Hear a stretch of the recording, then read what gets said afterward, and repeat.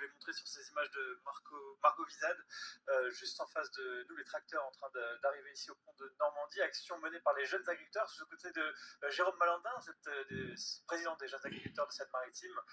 C'est en train de se mettre en place. Quel est le but de cette action? Le but de cette action, c'est encore une fois de se faire entendre. Sérieusement, ça fait 4 ans qu'on est là à manifester, il se passe toujours à rien. Voilà, il faut encore faire des actions coup de poing et puis continuer à se battre pour qu'on arrive à obtenir quelque chose, quoi, clairement. Voilà. Une des raisons de la colère, on l'entend depuis des semaines, c'est la signature imminente de cet accord du Mercosur avec l'Europe et l'Amérique latine. A priori, ça va signer la semaine prochaine. Malgré tout, vous continuez de vous mobiliser, il y a encore de l'espoir? Mais on espère, enfin, à un moment donné, de toute façon, même si on sait que ça va être signé, malheureusement, si on se bat pas encore, et ça veut dire qu'on a baissé les bras. Et là, c'est vraiment pour le cas, on baisse pas les bras, on continue de se battre et on va essayer d'obtenir quelque chose, quoi, clairement. Sur la maladie qui touche les vaches actuellement en France, la dermatose nodulaire, vous êtes contre l'abattage massif, ça aussi vous le martelez depuis des semaines. Est-ce que vous avez l'impression que ça peut évoluer sur ce dossier-là? Alors nous, personnellement, chez Jeunes Agriculteurs, on n'est pas forcément contre l'abattage massif. Évidemment, ça nous fait mal au cœur et on a toujours une pensée pour tous ces éleveurs qui vont être touchés. On sait clairement que vis-à-vis de cette maladie, il n'y a pas le choix. À un moment donné, pour s'en sortir, il faut abattre. Qu'est-ce que vous attendez sur ce dossier-là de la part du gouvernement?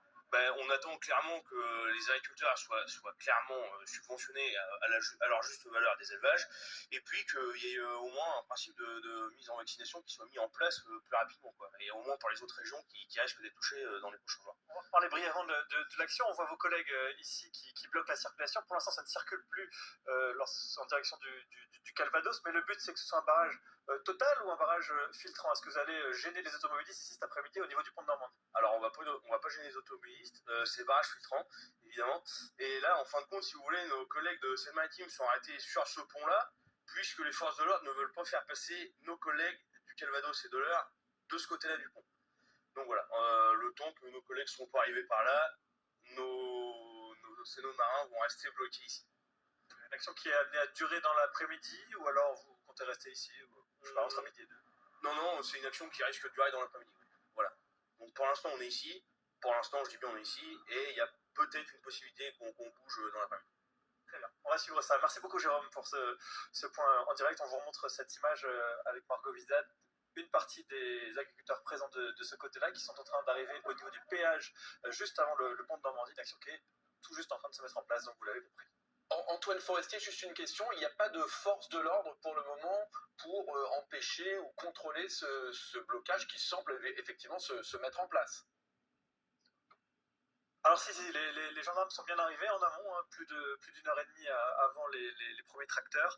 Ils ont en fait mis des plots avec les équipes de la direction des routes pour que les agriculteurs puissent se mettre uniquement d'un côté de la route. Il va y avoir une partie des voies qui seront bloquées au niveau du péage. Ils sont là pour sécuriser cet événement, mais a priori, il y a des négociations qui sont en train de se mettre en place un petit peu plus loin.